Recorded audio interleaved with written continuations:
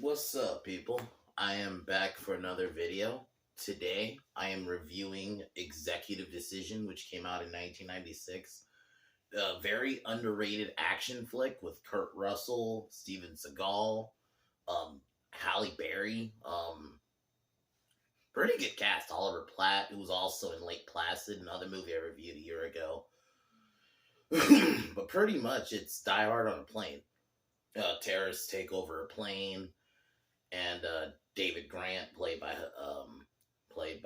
Kurt Russell, along with Austin Travis, played by Steven Seagal, lead a team to have to try to basically retrieve the plane from being hijacked, which also has a bomb in it. I think it's a really fun action flick. It came out at that time. This came out in '96, but the '80s to the '90s, you had these just simple action plots that just simple. Not a lot of side plots really going. It's just they got to stop this plane from being hijacked. Hassan is the villain. I thought he did a really good job. He he's not Hans Gruber, but he did a good job of making him hateable. And when he finally gets killed, thought Kurt Russell did a really good job. And this movie also, you think oh, Steven Seagal is gonna be, he's him and Kurt are gonna be co-leads, and they're gonna be, no, fucking Steven Seagal dies early on. He sacrifices himself, but yeah, he dies early on. And that scene actually is very well done. But yeah, so it's just very simple. I think that's why I kind of miss these movies, is just because I do like the simplicity of the story. There's not a lot going on. Jean is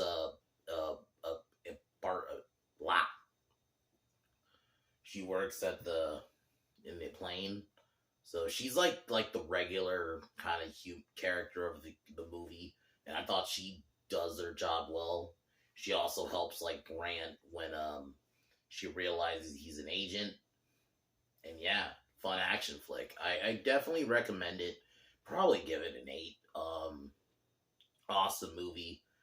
Just that's really all I can say. It's just simple. Not there's not a lot going on.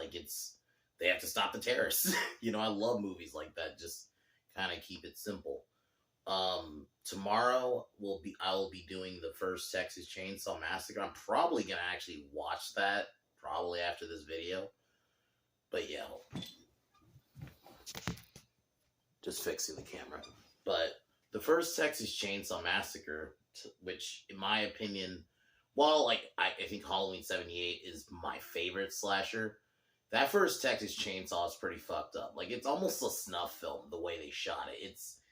It makes it, the way they shot it and all that, I can't take away that it's iconic. And I'm not even the biggest Texas Chainsaw Massacre fan in terms of the IP and the franchise, but I do think that film is iconic, and I can't take it away. That first one is crazy. So, and for the time of the violence in it was crazy. So I'll be reviewing that tomorrow.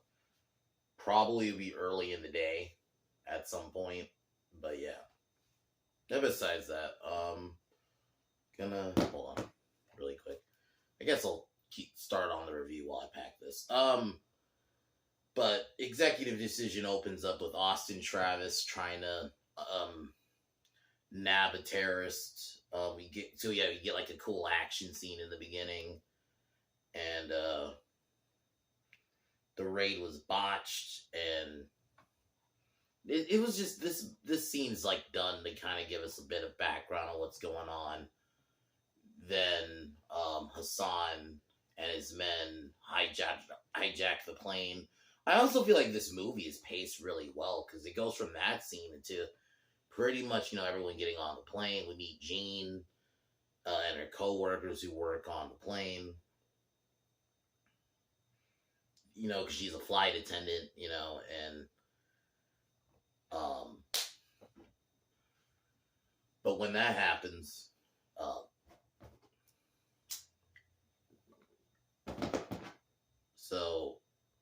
but I'll jump to, so Hassan and his men hijack the plane.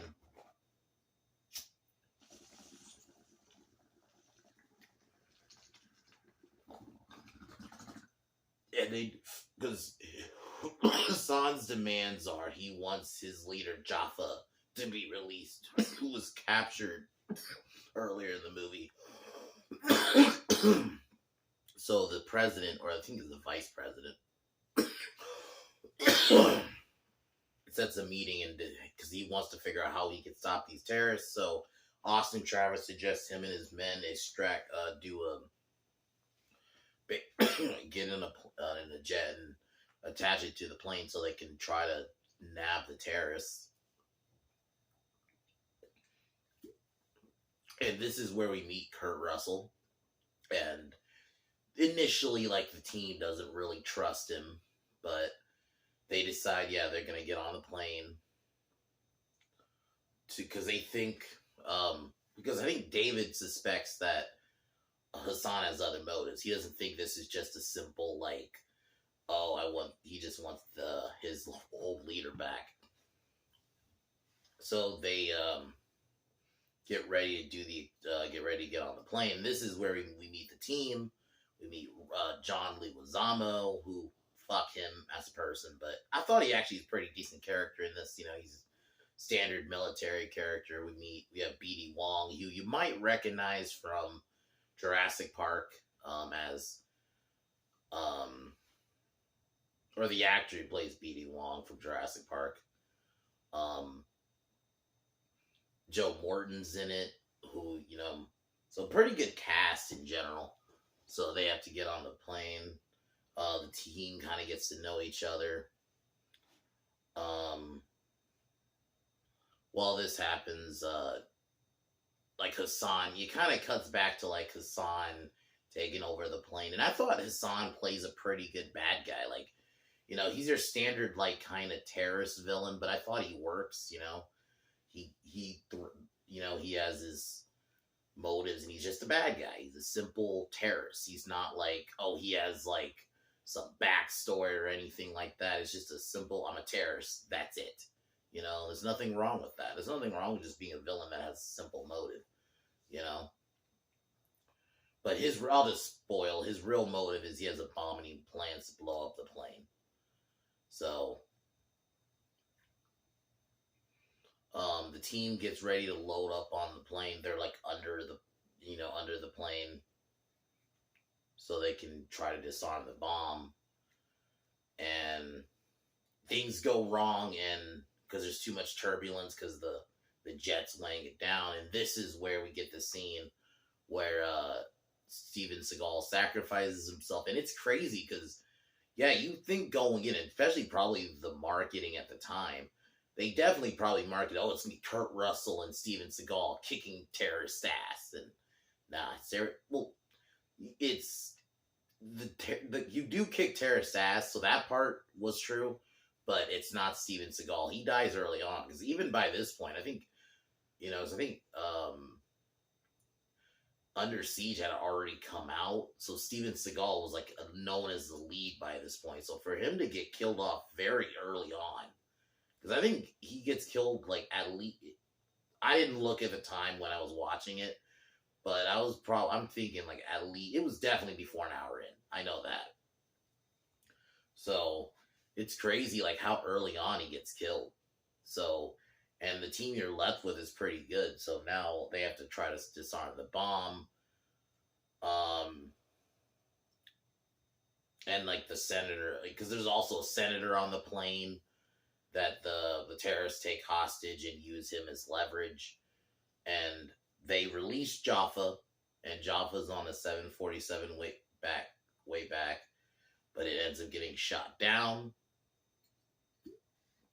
So Jaffa shoots the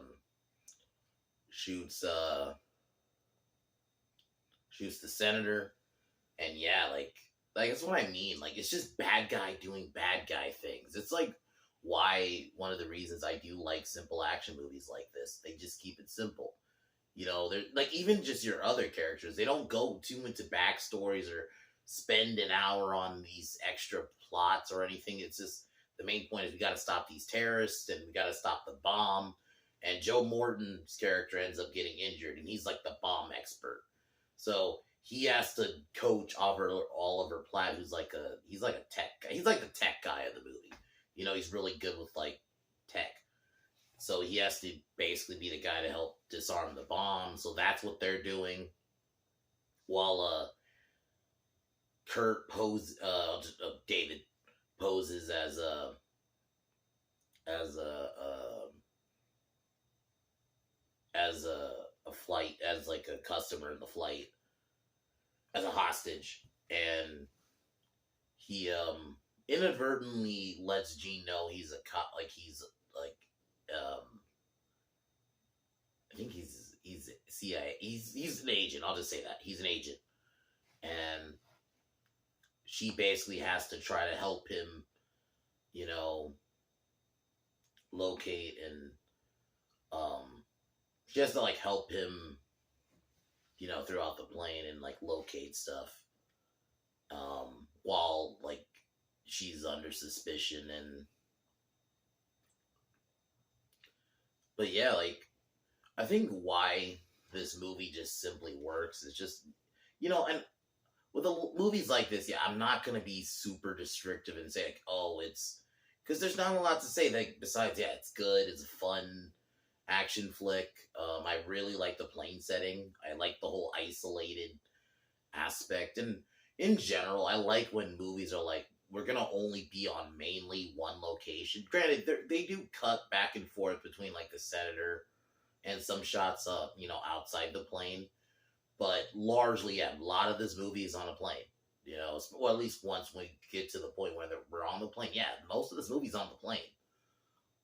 I love when movies do that. Like, just, are in one place for majority of the movie. It makes it just feel that much more authentic. So, they managed to disarm the bomb, but there's also like I think it's another like undercover agent on the plane too, because he has like a gun. So they realize that Hassan has other intentions because he has a bomb on board. So he locates. He helps uses Gene to like locate who the trigger man, because there's a person who's posing as a hostage that's actually basically like the person who's going to trigger the bomb. Initially, David thinks it's this person on the flight, but it turns out that they're just a jewel thief. But they find the real guy. The struggles happen. We kind of start to shoot out, and during the shootout, the other undercover agent gets killed, but David manages to stop the bomb from being triggered. Then Hassan ends up getting killed, and basically, so now they have to try to land the plane, because the plane is just, because while before Hassan gets killed, he ends up like she shot like he shot like the pilots. So now David has to pilot the plane while Jean coaches him. So she ends up coaching him, and they have to try to land the plane. And they manage to make it. And that's really much it. Like, this movie is just a very simple, like, straightforward movie. And there's nothing wrong with that. Like, I like movies where there's a lot going on when they can make it work. But when I don't mind when a movie is just like, we're gonna keep it simple, like this one. We gotta stop these terrorists from, taking over the plane. I like hostage movies in general. Hassan was a good bad guy. I liked the team throughout the film. They all had a good chemistry. Kurt Russell was really good. He's always great. I liked Halle Berry in this movie. She's just, the way, there's not a lot to say with really her character. She's the flight attendant, and she's like, almost like our view, because she was like the only like regular that's not attached to like the organization character throughout the film. So she was fine. But all around, I definitely recommend this movie. If you just like simple action, I would definitely recommend it. The pacing's good, some good music, you got good action. and really good cast. So 8 out of 10 movie. So tomorrow I'm reviewing Texas Chainsaw Massacre, like I mentioned. I cannot wait. It's been like, I think I watched it like 2 years ago. About the last time, I think that was the last time I watched it. It is such a visceral movie. The cast they got also really works. Because like they feel like just regular people. The way this film, that original one, works, it's almost like a snuff film. Obviously, like snuff films are fucked up, but the reason I say that is that's how it makes it feel real.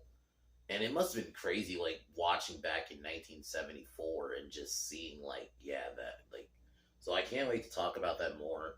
Gonna probably watch this app. I'm gonna watch it after this video. So I can't wait to do that. But yeah, Executive Decision's awesome. So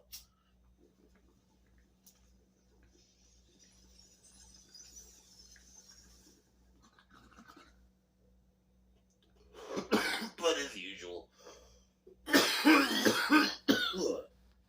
um, fuck Joe Biden, fuck Kamala Harris. Sorry about that. I don't even know what the fuck that was. But anyway, talk to y'all tomorrow. Peace.